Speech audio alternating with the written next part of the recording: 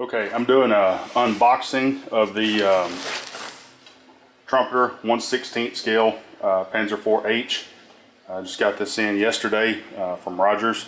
This is the 1/16 scale Trumpeter T-34 that I brought out for size comparison. See, the box is several inches longer, and it's actually a couple inches deeper that way and an inch or so deeper. So the box is significantly larger on this one than it is the other one. I'm actually going to keep this other one out here for to do some size comparison. All right, the Trumpeter box art you see is really nice. Really like the Trumpeter's box art on stuff. Typical, they show you some CAD drawings and stuff of parts, and here's the drawing of the photo etch sheet. On this end, they've got some camouflage schemes printed on the end of the box that are really cool. There's more on that on the inside. Lifting the box open, presented with several smaller boxes. First off is the instruction sheet. Really like the size of this instruction sheet. It's 52 pages, but it's small, and every page is relatively well simplified. There's not just a huge number of parts on each page, so that's really nice. Here there's paint callouts put together by ammo, and I'm assuming that their paint call out numbers are for ammo acrylics. Yeah. So, but some cool schemes. I've got call outs for the ammunition and for the fire extinguisher. So it's a pretty good paint guide, and also typical Trumpeter advertisement. We'll start with the smaller box.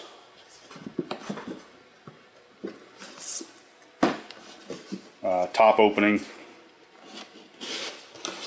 Boxes. I actually like this way. This keeps the sprues really well protected. You don't get a lot of damage in transit because this kit has over 2,000 parts in it. I've read somewhere it's 2,300, something like that, parts, and so you don't want those rattling around all in a big box.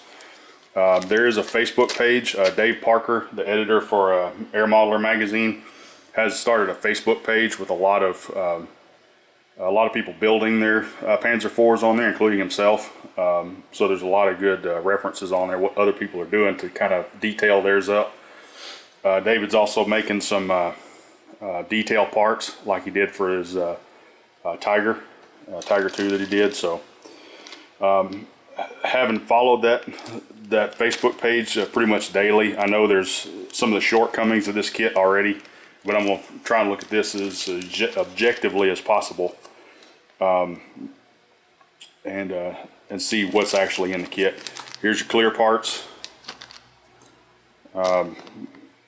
periscopes, headlights, vision blocks, things like that.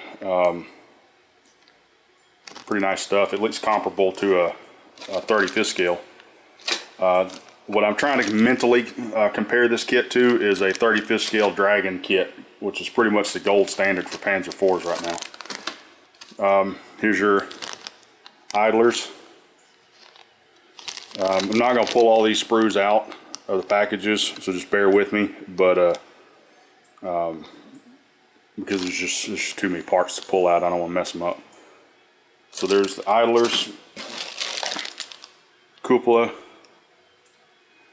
One thing, A-Bear has already got some photo etch and turned brass and aluminum products for this thing already.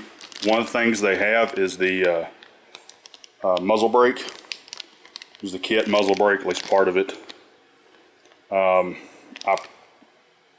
probably won't spend the money on the A-Bear one because it only comes with the brake, because this kit has an aluminum barrel in it. I'll show you in a minute. But the Abear makes a turned brass brake for it that's $55 plus shipping. So I don't know that I'll be doing, I mean, because that's a 35th scale kit for that price. So I'd be a little hesitant to spend that much money. So I'd like to see somebody do a side-by-side comparison between their brake and this plastic one. Because if it's just, I know that theirs is more detailed for sure, because it has interior stuff, has rifling, has all kinds of stuff. But I would like to see a side-by-side comparison between these two before I make that decision. All right, some air filters. This kit does have a full interior in it. This is the radiator. You can see it's got a grill kind of molded to it. Same for the back side of it. Track pins. This kit does have individual workable tracks. Abear also makes a set of pins, brass pins. I think they're more for spares than they are for the actual functional track, because you would need about 20 packages of them. But these here, the way these are made, they look like a straight pin would be a really good substitute for these. It's like just a slightly domed head and a straight pin would be a good substitute. That'd be something I look into.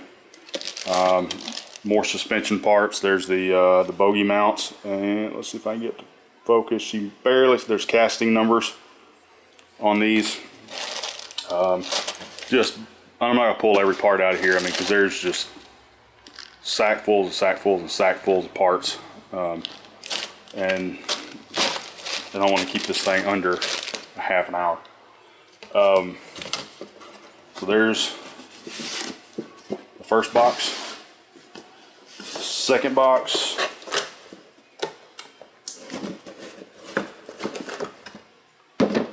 Starts having whole parts in it. This is the inner floor. It's not the hole. There's a hole in here. I've already gotten this. I was making another one of these, and I got this far before I stopped using my phone and pulled out my camcorder.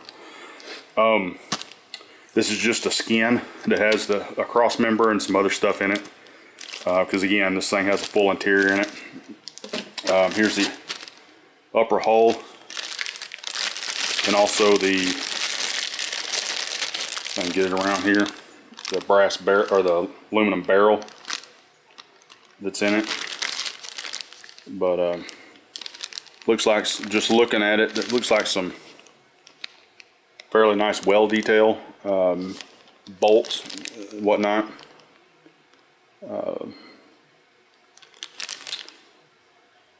Oh, this is nice. I don't know if you can see this or not. I think you can. You can see spot welds every so often where this the fender strip is mounted to the thing. They have just intermittent spot welds. That's really cool, and they look to be really well done. That's nice.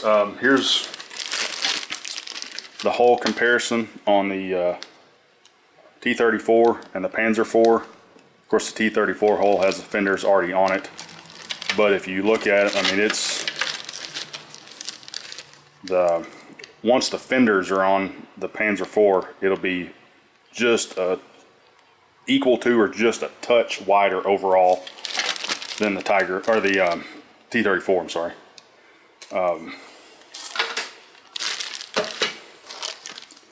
Turret shell. It does have the screws and stuff on the inside, or protruding on the outside from equipment that's glued to the inside. You also see the strengthening ribs and stuff like that. There's some sink marks in there. There's a few sink marks, but the kit this big, I mean, they're not a big deal. They're really not, because you got plenty of room to work. One thing I didn't look at. Yeah, the inside of the hull here doesn't have a tremendous amount of detail on it, on surface detail, but I don't know how much actually goes into it. Here's a lower hull tub.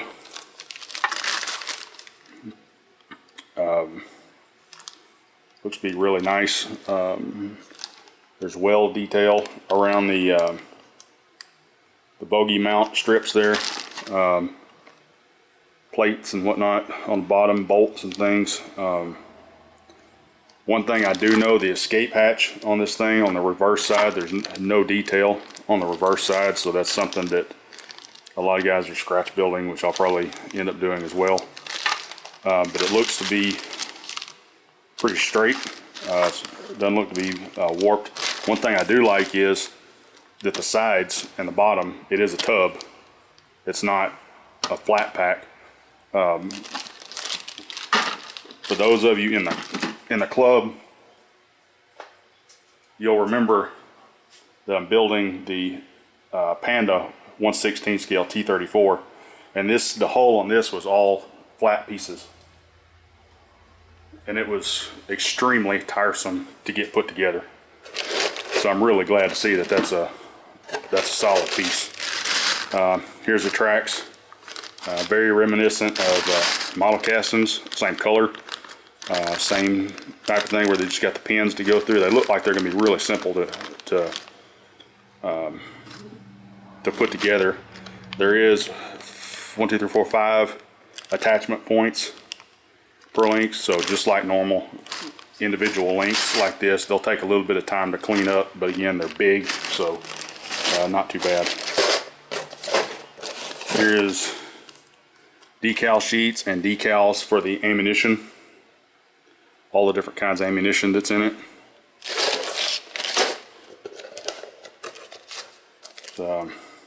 Copper tow cable and photo etch sheets. From other stuff I've read, most of this is the photo etch here is, there's a lot of it is ammunition bins for the insides. All folded up. I see some other things I recognize. There's a reflector there and a kind of a passive gun sight for the turret, but a lot of this other stuff is ammunition racks and bins and things like that for the interior. Here's the butt plates for all the ammunition, and it has the different kind of ammunition stamped on the butt of it. There's some bolts and other odds and ends. It does have a star antenna with it. Don't know how accurate that is as far as a flat piece. I'm thinking that would probably be something I would rather build up otherwise, because that just looks fragile. Okay, moving on through out of that box.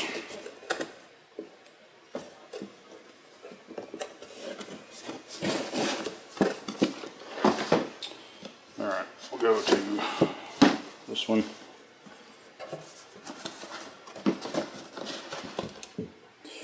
All right. Oops.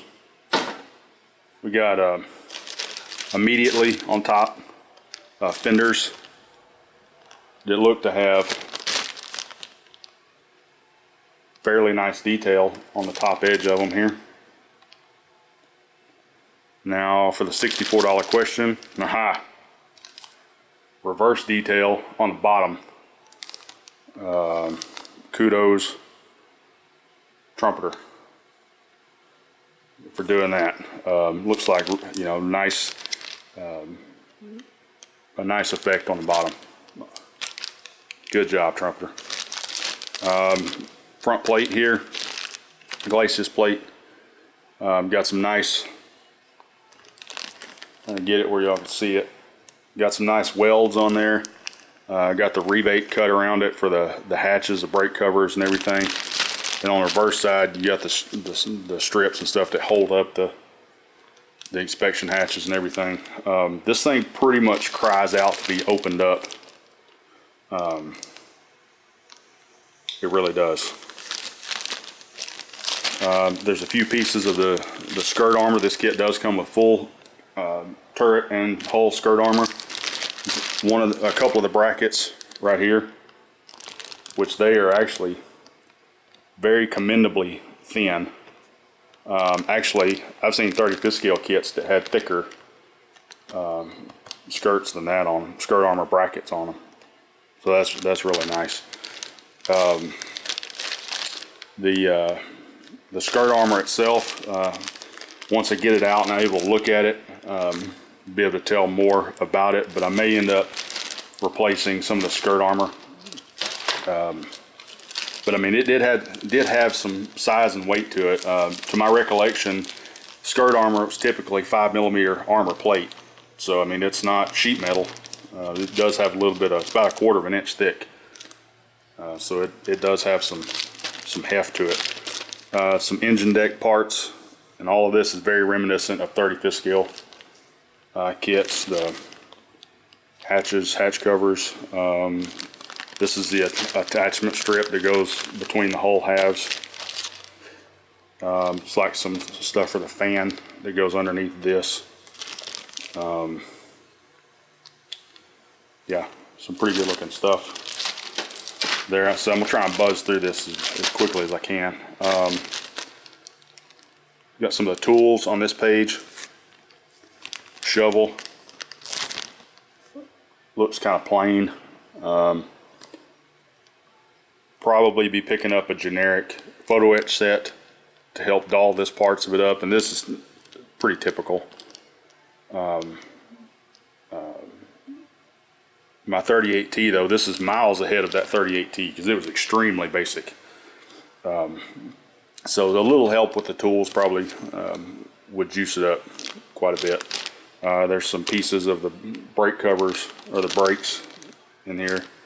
I think there's final drive parts in it. That's what that sprocket is. It has actually the interior final drive stuff in it. There's a plastic barrel option as well. The halves. Here's front corners of the turret skirt armor and some more of the bracketry.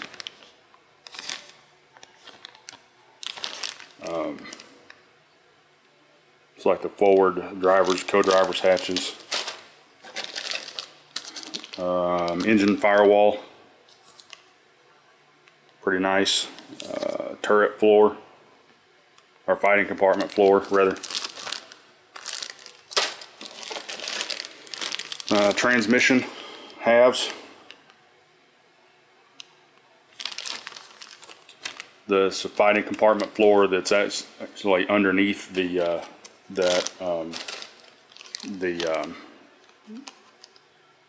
non-skid stuff goes on top of this. It's just, fuel cells. Another cross brace that goes right behind the drivers and co-drivers. Radio.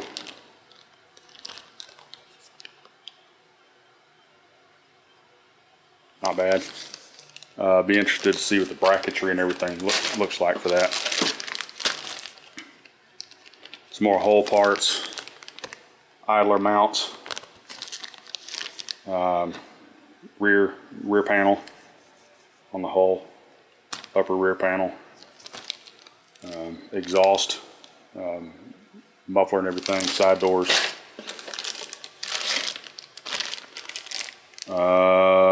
Select turret interior parts. Again, some nice well detail on the mantlet there.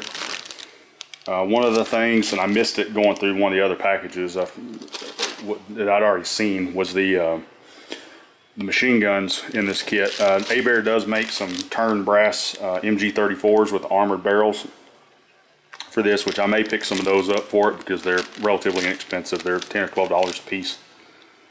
And that might make a pretty sizable improvement, at least on the bow machine gun. The turret machine gun, I mean, the turret machine gun just barely sticks out the end of this armored port right here, so there's really not much to see. But this kit also has the Commander's anti-aircraft gun with the air-cooled, the perforated barrel, non-armored barrel. So that and the bow machine gun barrel might be a good addition. Turret floor, and the turret, the actual bottom of the turret, turret race. So lots and lots and lots of parts. This is not going to be a quick build. This is not a build that you blow through in a month or even a couple of months. And if you do, well, good luck to you. I mean, this is going to be a really intensive build for sure.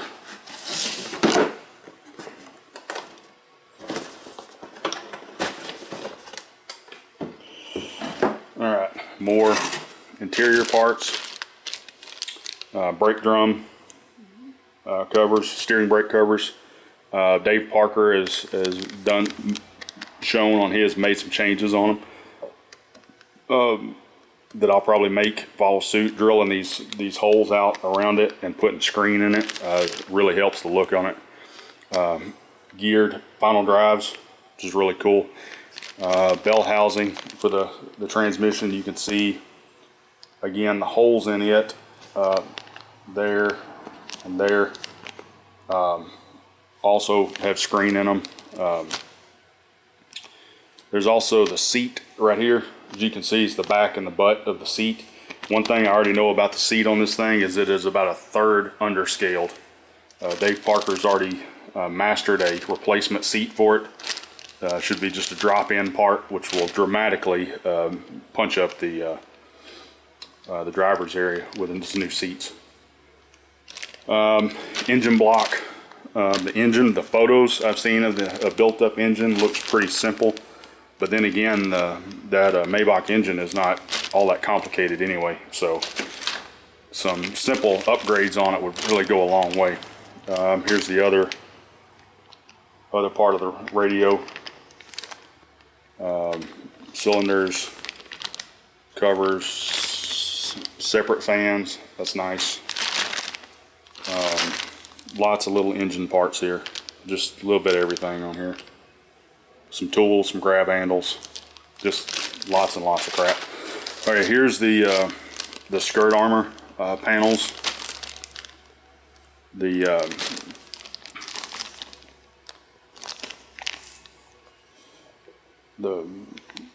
angle brackets here have bolts. I don't know if you can see them or not. Yeah, there you go. Have bolts that bolt them onto the opposing bracket that holds it on there. The little sawtooth holders are there. You can see the dimples on here, which I'm assuming it has the actual hangers the way they were actually put on, which is a little more than a flat strap that is kind of bent into a sort of a U-shape. Looks kind of like a flat grab handle that hooks down on these sawtooth things, so they could, if they ran up on something, it wouldn't snag. It would ride up and fall off. There is sink marks on the back of all of these, which is going to take quite a bit of sanding, but they don't look too bad. Punch out a little disc of sheet styrene on a punch and die set, drop it in there, glue it, sand it flat. I mean, it'll be time consuming, but not too bad. As far as thickness goes, they are actually commendably thin. I don't think I can get the angle on it.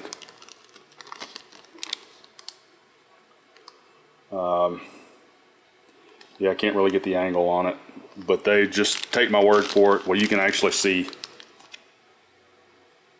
daylight through them, so they're actually really pretty thin. So that might be usable just as they are once the knockout marks are sanded off. Oh, another idler. This is the spoke, or the round tube welded idler. The other one I showed you very early on was the cast idler. Brake covers.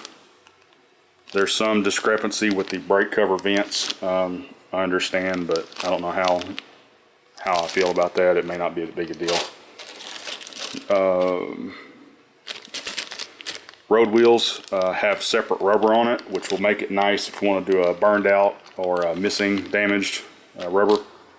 So that's really cool. Here's something I just noticed. Can't get close enough where you can see it. See those little wheels? It's all the little, it's a bunch of little control knobs.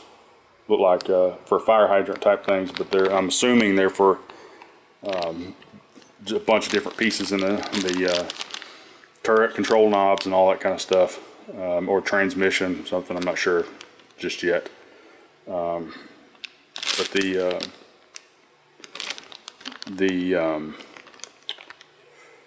shoot, road wheels, they do have barely have a weld bead. I don't know if you can see it in there, a spot weld bead that runs around it, but best I recall on the real one, they're a little bit more prominent than that.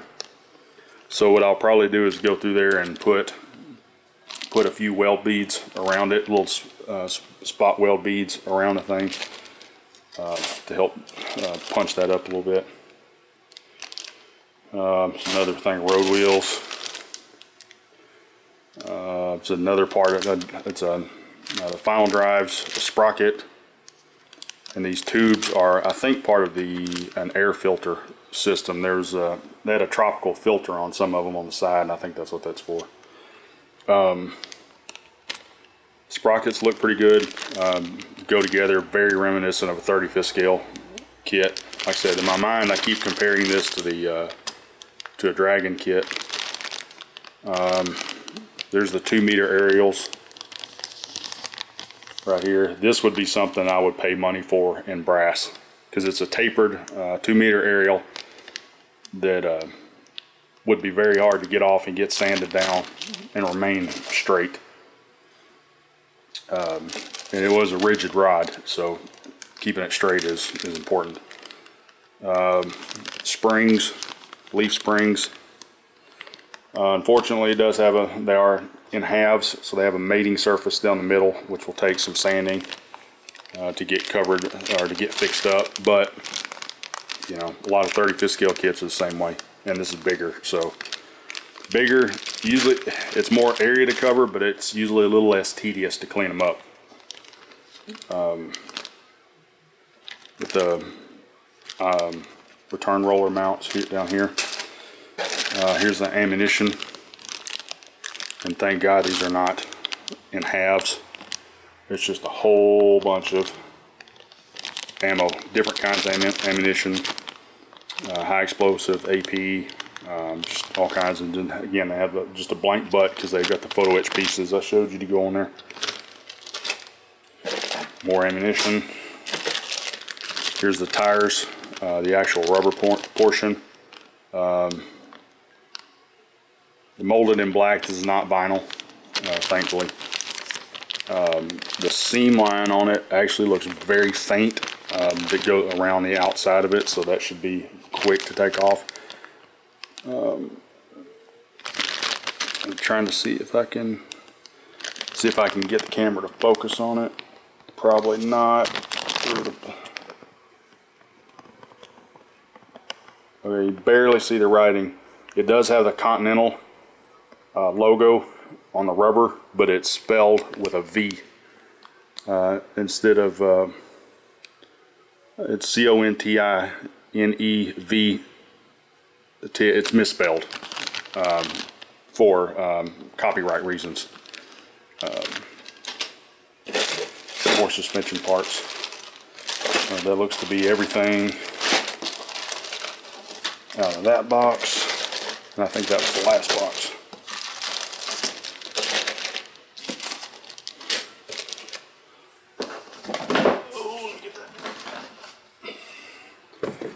So, as you can see, putting everything back in here, there is an absolute boatload of parts in this thing.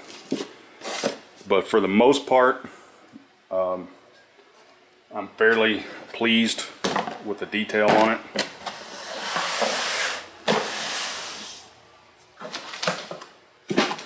So I'm fairly pleased with the detail on it, but like I said, I already know of a few things that can be upgraded on it for relatively cheap. So I'm excited about it. It's gonna be a while before I get to this one. I got a lot of this stuff I need to get done, and this is a project that would take me probably, if I was working hard on it, probably take me a year. So I don't know. We'll see how that goes. But anyway, that is the unboxing of the Trumpeter 1/16 scale Panzer IV H. They already have a J out now, and they also have a Jagdtiger on the way out. built off a stretched version of their Tiger II chassis. They have announced a Abrams, or two different Abrams actually, which an Abrams, for you aircraft guys, would make this kit look like a punk. I mean, you're talking about the Abrams upper hull would be huge, huge, huge, huge. They've also, again, with full interior, all of their 16 scale kits have full interior. And then they've also announced a T-72 in 1/16 scale. So this kit, this is one I was really excited about when it came out, and now I'm glad to have it in my hands. So anyway, that is that. Appreciate y'all watching through, and hopefully this either turns you on or turns you off, and gets rid of any questions you might have about this particular kit. For those of you in the club, I will very likely have this at the next meeting if anybody wants to pilfer through and look at stuff. But to save an inordinate amount of time on the club meeting stuff, I thought I would go ahead and do a video review of it and put that up on the scratching post. So, all right guys, take care.